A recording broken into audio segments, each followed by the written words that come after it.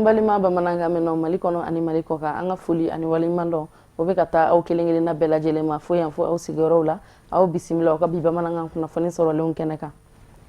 ka sanga ni Gabon jamana ɲɛmɔgɔsigi kalataw ye Ali Bongo Ondimba ale de sigira kokura a yɛrɛ nɔ la jamana ɲɛmaya la nga jamana fanga sinamatɔ ɲɛma min bɛ no Jean-Ping o ma se ka o kunna sɔrɔ a yɛrɛbakun na o kɛra sababu ye ni ka wulikajɔw fanga bonya kosɛbɛ Gabon jamana kɔnɔ Mali jamana kɔnɔdenw hakilina ye mun de ye o ko la Tata Touré ani Mohamed Sidibe olu taara o ɲininkali tɛngu Mali jamana kɔnɔden dɔw la an ka jɛ an k'u hakilinaw lamɛn.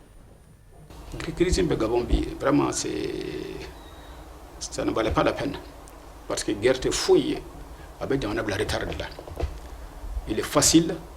de détruire que de construire. Mais c'est qu'à 100 ans qu'à fin de c'est dommage pour les générations qui viennent. Moi, je pense que dans l'opposition, ni nous pouvoir là, nous pouvons aussi bon, en fin de mandat, bon maintenant, qu'un dialogue soit créé, qu'un consensus soit comment on entend que tout le monde Mali là, nous pouvons voir là. Dieu merci, on a une élection qu'il y a pendant la guerre pourtant, élection d'Uniana, alhamdoulilah. Élection présidentielle, élection législative, dans la paix et la sérénité. Le président a été élu à plus de 77%. En Afrique, le président Barlabi, quel est mon dîner? Parce qu'il faut une mantique à quelqu'un. Moi, je préfère plutôt cultiver l'amour que la guerre. Alors, après, on fait qu'à lancer genouillé. Genou, qu'à banquer les mains, qu'à faire corruption, ni fin, nous, qu'à baraque, qu'à ceinture serrée. Parce que nous, ma baraque, de manière tête là, à Kara Gabon, à Kara Côte d'Ivoire, à Kara Fagnon, de manière à venir à Oudeboulou. Alors, j'ai dit que c'est vous de vous battre. Vous devez n'a qu'à jamana quelqu'un d'où. Maintenant, on m'a quelqu'un entre 70 ans. On m'a dit quelqu'un, on va être là qu'à martyr du fanay. Donc, on va faire avec donc ça serait dommage pour vous. Bon, hakila mbena mbe fulla se male minumbe gawoy. Gawo kasara mbe mbani ala fe o kasara ala jismaga fra. Male mbe gawoy ku ire kolosi ku ire mabo setane man male ambele jele kele anta ni ala fe kasara gusro kasara ya ala ka noya election mbe ambani ala fe ala ka anoya miya asroywa o jaboye gaboye jamana mi gaboye ben jamana gaboye jamana mi gabo tigari ñona jamana yi bon u tara vote la no président sigi élection kara belebeleba candidat belebeleba fla no Jean-Ping Ali Bongo ala ke sebaya dira alima no go mi appel mi la se ka se o ma ku wele bo gabona cheni muso ku tigari ñoma min tara comme candidat u ko accepter pour que jamana bi se ka yirwa ka jamana kisi violence bon ne koni tiara ne koni dusukun be gabono fe sabula Gaboni Mali be jamana kelen di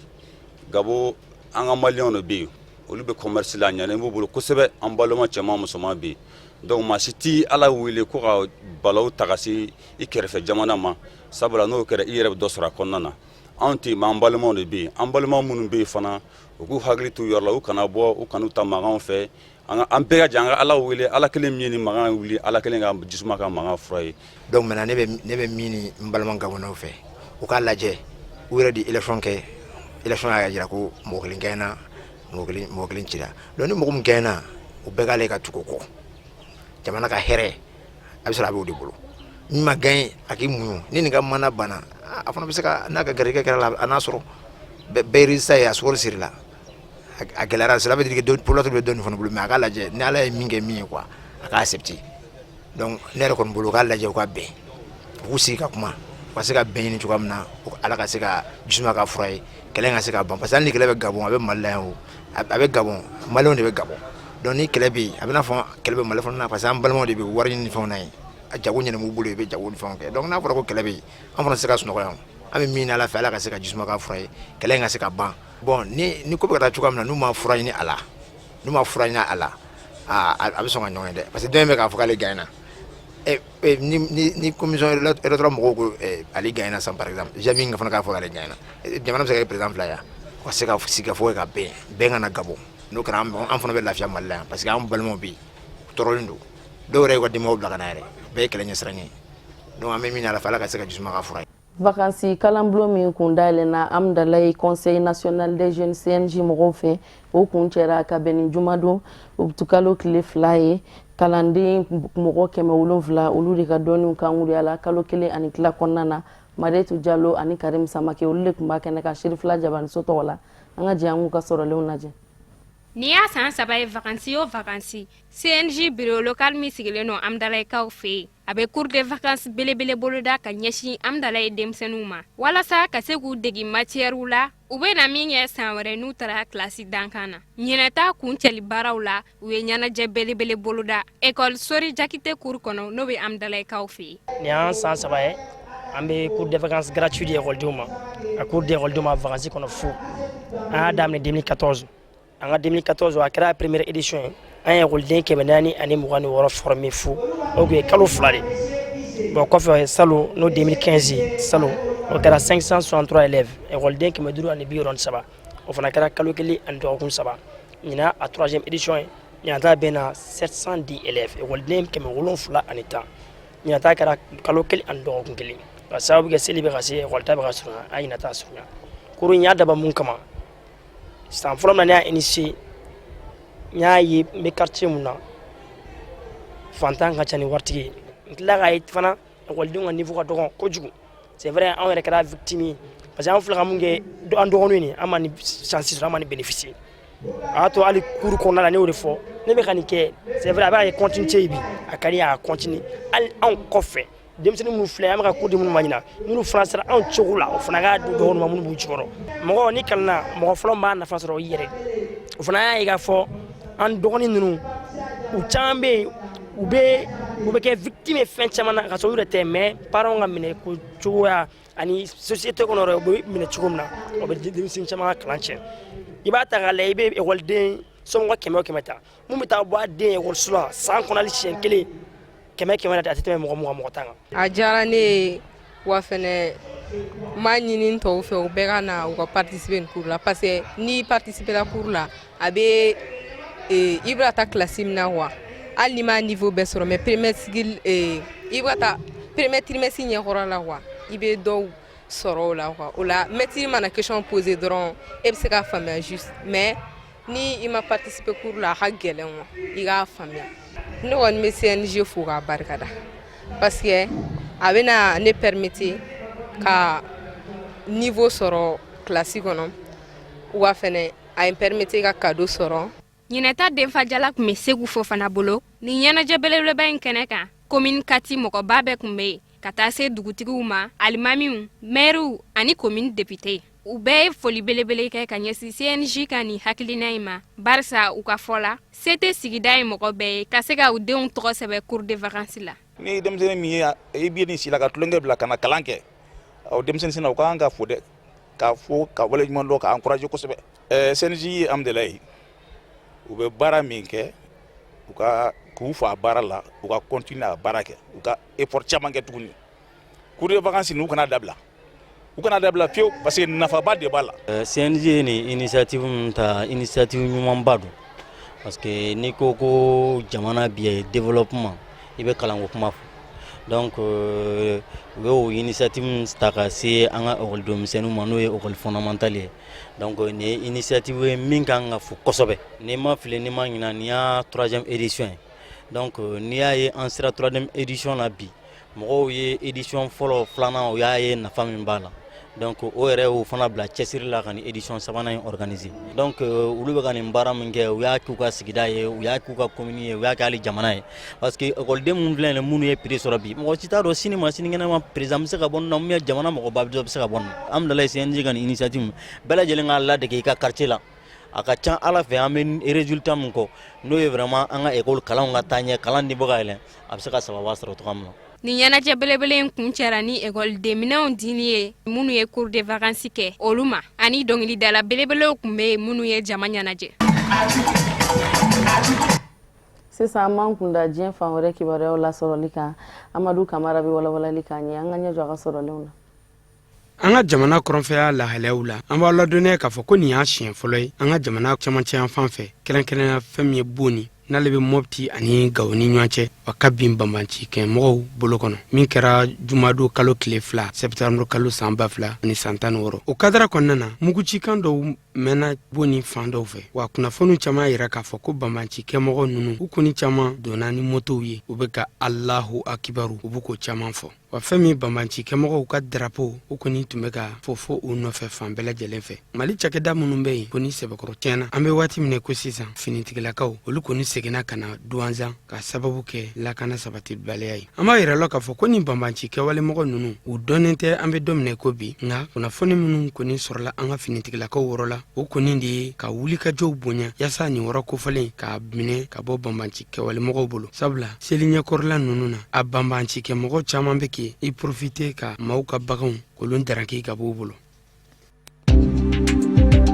n'an taara gabonkaw fɛ yen u ka jamanakuntigi kalafili kɔfila la fɛn u ka fanga sinamatɔn ɲɛma min bɛ n'o Jean Binkin ale kɔni y'a jira kunnafoni di sɛbɛnw kɔnɔ ani kunnafoni dilaw ɲɛna k'a fɔ ko ale de kɔni ye sebaya sɔrɔ o kɛra jumado kalo tile 2 san 2000 ani san 16 septembre kalo la o waati kelen na o y'a sɔrɔ ale ni maa 27 bɔɲɔgɔnko tun balila ka bɔ u ka QG la n'o ka parti jabala ye waati kungurunin a ka kɔrɔfɔw kɔnɔ a y'a yira k'a fɔ ko ale de kɔni ye jamanakuntigi an bɛ waati minɛ ko sisan ka tila ka laɲiniw kɛ laɲiniw minnu bɛ tali kɛ ka ɲɛsin jaabi minnu bɔra kalafili ninnu na ko k'a sɛgɛsɛgɛ k'a fɛsɛfɛsɛ jɛlenya kɔnɔna na diɲɛ seleke naani ka jɛkulu minnu bɛ nin kalafili hukumu kɔnɔna na Gabon faaba kɔnɔ i n'a fɔ Nations Unies Union Européenne ani Union Africaine ka fara Faransi ale ni l'Américain jamana k'u bɛɛ lajɛlen ka sɛgɛsɛgɛliw kɛ sabula jamanakuntigi kɔrɔ n'o Ali Bongo Ondimba ye ale ni a nɔfɛmaw ko olu fɛla ko to ye wa sariya dun b'a jira k'a fɔ ko jaabiw bɛɛ lajɛlen kan ka jate dɔn yaasa bɛɛ lajɛlen k'a dɔn min gagnena ani min ma gagné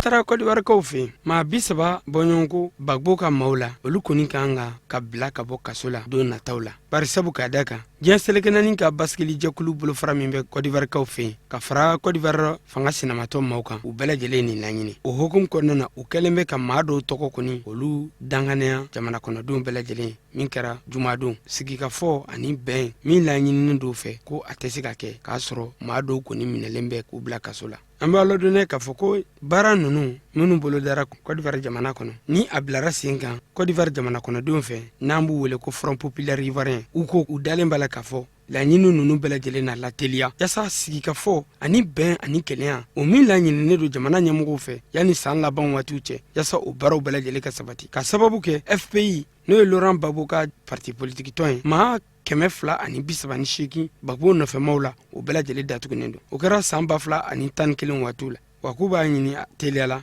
o ma kofɔlenw bɛɛ lajɛlen ka bila ka bɔ kaso la sananga bi bamanankan kunnafoni sɔrɔlen kun cɛ an bɛ dɔ fɔ farikolo ɲɛnajɛ la farafina bolola dolanti o ɲɔgɔndan belebele o nun donna Mali samatasɛgɛw ani Guinée Sili National olu ye ɲɔgɔn sɔrɔ kɛnɛ min kan 29 Sili National a ye Mali bugɔni o de ye a kɛra juma tɛmɛnen Palais des Sports la Amdalaikaw fɛ yen nɔ Yusuf Kulubali ani Samba Tarawele olu de tun b'a kɛnɛ kan Sherifila Jabaniso tɔgɔ la an ka jɛ an k'u ka sɔrɔlenw lajɛ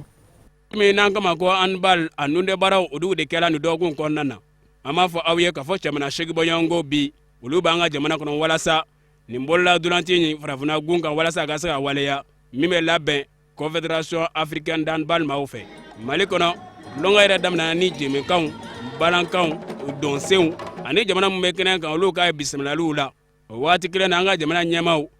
ani farafina gun yɛrɛ ɲɛmaabaw o y'o ka dantigɛliw kɛ ani k'u ka nisɔndiyaw fana yira kɛnɛ in kan ɲɛw bɛ ka kɛ ni kɛnɛ in kan bi a bɛ tagamasere dɔw de yira a tagamasere fɔlɔ ye mun ye Afrique bolola balɔntana bɛɛ ka ɲɔgɔn sɔrɔ Mali la ka n'o championnat ta o b'a yira ko bɛn bɛ ka don Mali kɔnɔ ko sabati bɛ ka don Mali kɔnɔ ko kɛlɛya bɛ ka don Mali kɔnɔ donc an tun bɛ siranna tɔgɔ jugu minnu ye o tɔgɔ jugu fana bɛ ka wuli ka bɔ Mali kan donc bi an b'o de kɛnɛ kan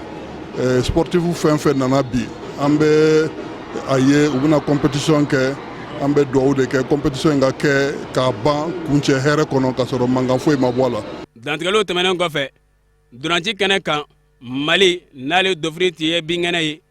ale ni Guinée n'o dofini tɛ ye bilenman ye olu ye ɲɔgɔn sɔrɔ kabini karaw kɛra ɲɔgɔn na Mali denmisɛnninakaw ma se ka ɲɛ sɔrɔ foyi la sabu min ye an balima jamanadenw ye n'o ye Guinékaw ye o ka wuli ka jɔ a n'o ka fɛlɛ mana bonya n'an ka denmisɛnninw ta ye o bɛ kɛ sababu ye tulonkɛ wuliko fɔlɔ a bɛ kuncɛ ka taa Guinée kanu na sabu Laginɛ denmisɛnnakaw o bɛ 19 yara Mali denmisɛnnakaw olu bɛ colo 7 de sɔrɔ tulonkɛ wuliko filanan Ibrahima Sinɛta n'o ye Mali degede karamɔgɔ ye a tɛna se ka ɲɛ foyi sɔrɔ Fode Kamara a n'a tɔɲɔgɔnw ka wulikajɔw la n'o ye Guinée denmisɛnninw ye o ye fɛɛrɛ min boloda kabini tulonkɛ wuliko fɔlɔ la o bɛn'o fɛɛrɛ kelenw de banba halisa teleya tɛgɛja ani galabu kɛnɛya faralen ɲɔgɔn kan Mali denmisɛnnakaw tɛna foyi faamu dolanci taabolo yɛrɛ kan o b'a kɛ sababu ye Guinée denmisɛnninw tulonkɛ in yɛrɛ o b'a minɛ ta ka bɔ Mali denmisɛnnakaw ɲɛkɔrɔ Guinée bɛ tulonkɛ kucɛ 39 la o waati y'a sɔrɔ Mali bɛ 20 na. C'est les enfants, en vrai dire, ils n'ont pas fait ce qu'on nous a demandé. N'a ye Guinée ka jeu lajɛ k'anw ka jeu lajɛ i b'a ye k'a fɔ an ka denmisɛnninw tun bɛ ka reculer de olu ko ka taa ɲɛfɛ u bɛ ka na kɔfɛ et pourtant entraînement na an m'u f'u ye an ko k'u ka taa de c'est pour pouvoir mieux jouer là il faut attaquer mais ni t'attaques ici à gagner c'est ça le problème. Donc c'est ce qui a fait que vraiment on n'a pas pu gagner. Équipe adverse Guinée ils étaient sur jambe katemanga ko nga tel na don wa bon anga mo chama be ni ngu ga première participation à compétition internationale là bon do paniquera au début du match mais anga début du match de tiana mbolo ko ju ore score tianga quoi ni saba min sɔrɔ la Guinée kaw fɛ a bɛ kɛ sababu ye o bɛ ku Maroc denmisɛnnakaw la bakuruba ɲɛrɛ gale ɲɛmaya la sabu o y'a sɔrɔ Maroc denmisɛnnakaw olu fɛnɛ tun ye sebaya sɔrɔ Algérie kan 33 ka taa Marocain kanu na Algérie ta kɛla 22 ye a m'a fɔ a ye k'a fɔ Mali denmisɛnnakaw ka bɔko 2nan ani 3nan u bolodalen don bi ani sini o de bɛ dan sigi an ka bi bamanankan kunnafoni sɔrɔlenw na aw ni ce aw ka ɲamadali la aw k'an bɛ sini ni Ala sɔnn'a ma.